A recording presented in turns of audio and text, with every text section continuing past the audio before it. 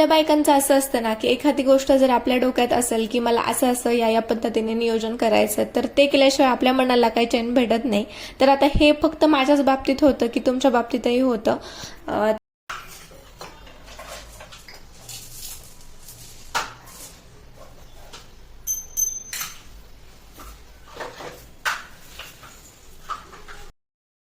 तर आहे ना, काय झालं, मागच्या 8 ते 15 दिवसापासून माझ्या असं चालू होतं की आता घरातली बऱ्यापैकी साफसफाई करायची आहे.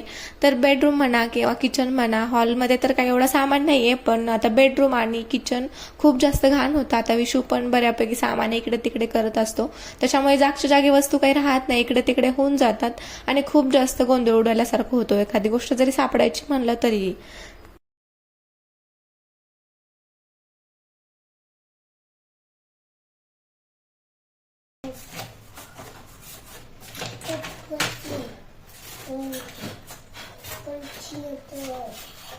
हे आवरायचं तर होतं, पण आता माझं ठरून तर काय एखाद दिवशी आवरू असं काही होत नव्हतं.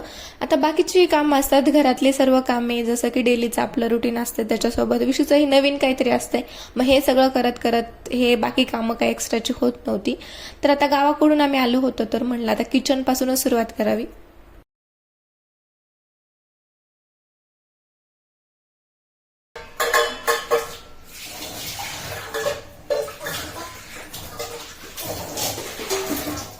तसं तर आता हे क्लीन करायला घेण्याच्या आधी माझं ब्रेकफास्ट आणि दुपारचं जेवण बनवून झालेलं होतं, पण आता नाश्ता माझा करायचा राहिलेला होता. त्याच्या आधी म्हणलं देवपूजा करून घेऊया.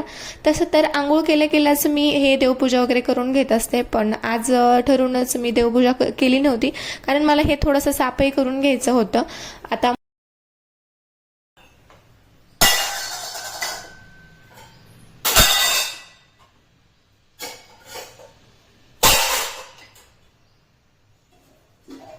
तशी तर माझे सगळे विंडो क्लीन करून झाले होते. आता सगळे म्हणण्यापेक्षा तसं तर मला वाटत होतं सगळे झाले करून, पण आता ही मागची जी नेट दिसते त्याच्यावरची धूळ काढायची राहिली होती, हे माझ्या नंतर लक्षात आलं आणि आता परत मला ही विंडो दुसऱ्या दिवशी क्लीन करायला लागणारच होती. पण आता असो, पहिले तर हे छान आवरून घेतलं आणि छान देवपूजा करून घेतली. आणि बघा ना, मनी प्लांट पण आता किती छान, त्याला पण मुळ्या वगैरे फुटतात आणि नवीन पानंही येत आहेत आणि असं छान देवपूजा आज करून छान प्रसन्नही मनाला वाटत होतं. आता हे सर्व माझं इकडे देवपूजा करणं किंवा हे सगळं क्लीन करणं चालू होतं, तोपर्यंत माझं बाळ काय करत होतं आता हे मी तुम्हाला पुढे दाखवते.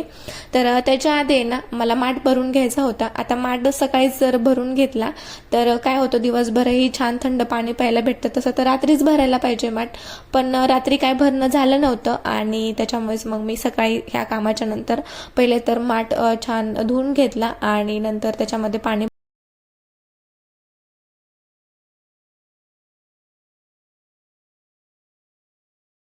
네. 동기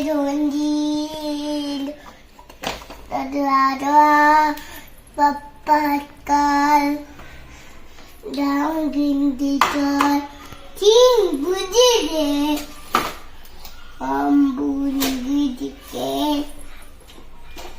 저기로 거들어걸 아까 틱틱틱 uluti kikil gokulide gokulide akdinil ambuli singulide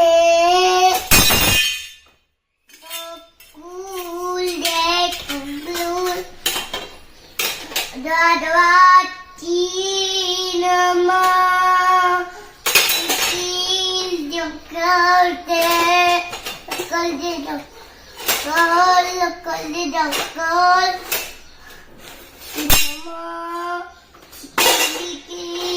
Kili Kulide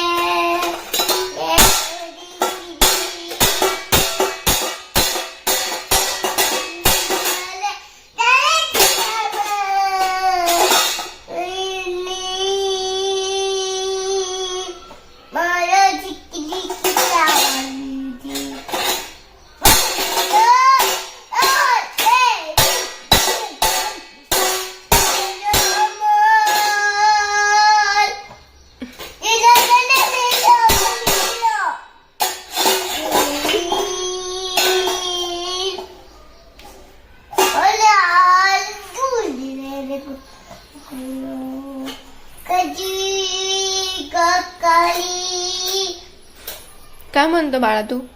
खाली चालू आली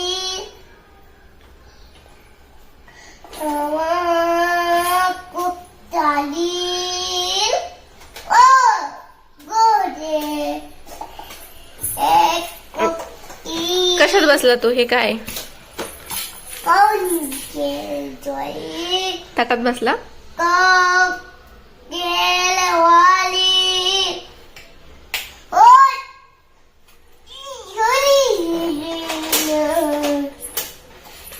चल की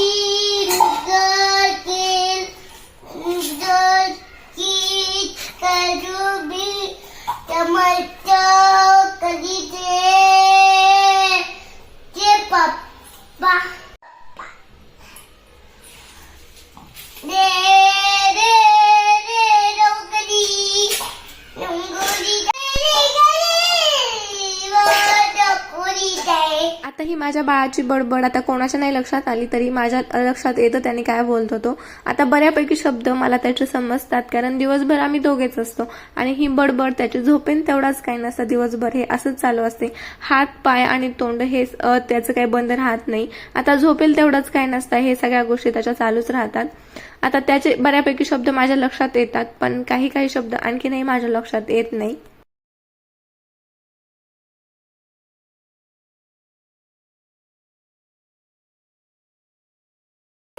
आज जरा मी मनावर घेतलंच होतं आणि देवघर तर माझं बऱ्यापैकी साफ करून झालं होतं. आता एक जरी कोपरा झाला साफ तरी आपल्या मनाला थोडंसं सॅटिस्फॅक्शन येतं आणि पुढची ही कामं करायला थोडंसं आपल्याला म्हणजे छान वाटतं, प्रोत्साहन भेटतं. तर आता बाकीही म्हणलं जाळ्या वगैरे काढून घेऊया. तर हा जो झाडू आहे ना तर मी सेट ऑफ 2 मध्ये घेतला होता. तर हा मी मिशोवरून मागवला होता आणि खरंच खूप छान आहे. तसं तर बऱ्यापैकी यूज याचा होऊन जातो जाळ्या वगैरे काढायच्या असेल तेव्हा. तसं तर आता अशी एक्स्ट्राची कामं काढली तर असा निवांत वेळ याच्यासाठी पाहिजे. पण आता विशू काही या वेळेमध्ये झोपतही नाही आणि आता हे कामं तर आपल्या समोर असतात. आता सकाळी तो जवळपास 7:30 ते 7च्या दरम्यान उठतो आणि लगेच झोपायला तर नको वाटतं. 10-10:30 वाजता माझं हे काम चालू होतं आणि तेव्हा तर काही तो लगेच झोपला नसता. त्याच्यामुळे त्याला घेऊनच काम चालू होतं आणि त्याच्यासोबत खेळायला त्याचे 1-2 फ्रेंडही आले होते. त्याच्यामुळे कसं ना त्यांना पाहत पाहत हे सगळं करायचं होतं. त्याच्यामुळे थोडासा गोंधळ उडवल्यासारखा होतो. पण आता त्यांना पाहूनही हे सगळं करणं आपल्याला आहेच. आता ह्या झाडूच आहे ना म्हणजे स्टिक आणि हे समोरचं सेपरेट होतं. त्याच्यामुळे कसं ना ते जरी आपल्याला हातात घेऊन आणि असं सेपरेट काढून जरी असं क्लीन करायचं असेल तर ना सोपं जातं. आता इथे ना स्टिक लावून मला काही क्लीन करता येत नव्हतं. त्याच्यामुळे मी काय केलं, हे सेपरेट काढलं आणि याच्यावर थोडंसं ना पाणी आणि साबण मिक्स करून टाकलं आणि छान असं हातानेच क्लीन करून घेतलं. आता सकाळी गडबडीमध्ये काय होतं ना की कधी कधी ना भाजीला फोडणी देताना त्याच्यावर झाकण ठेवायचं लक्षात राहत नाही आणि असं तेल आणि पाण्याचे डाग असे वरती जातात आणि इतकं चिकटसर होऊन जातं हे सगळं स्टाईल. आणि ते कधी कधी तर असं काढावंच लागतं. नसतं एवढं म्हणजे आता तिथेच आपण दर दिवशी 2 टाइम थांबत असतो. ते स्वच्छ आणि क्लीन असेल तर थोडं आपल्यालाही छान वाटतं, फ्रेश वाटतं. आणि असंही किचनमध्ये 2-3 टाइम असं दिवसातून जाणं होतंच जर घरी राहणार असतील तर.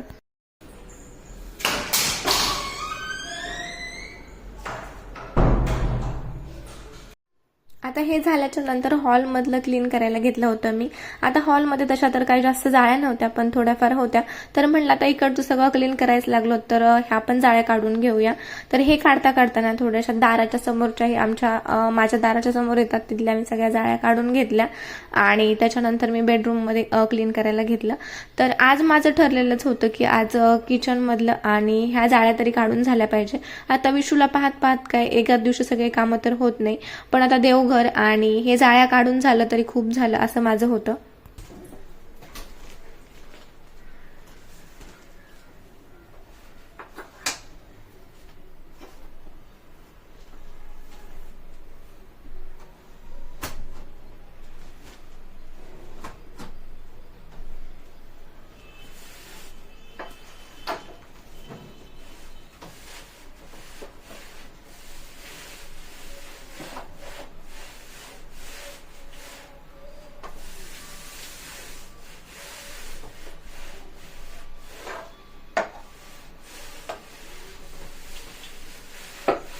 जसं की मी किचनमधली स्टाईल हे स्टिक सेपरेट करून काढून असं स्वच्छ करून घेतलं होतं, तसंच परत ही स्टिक वेगळी केली आणि त्याच्यानंतर आता ही बेडरूममधली विंडो आहे ना, ही पण बऱ्यापैकी घाण झालेली होती.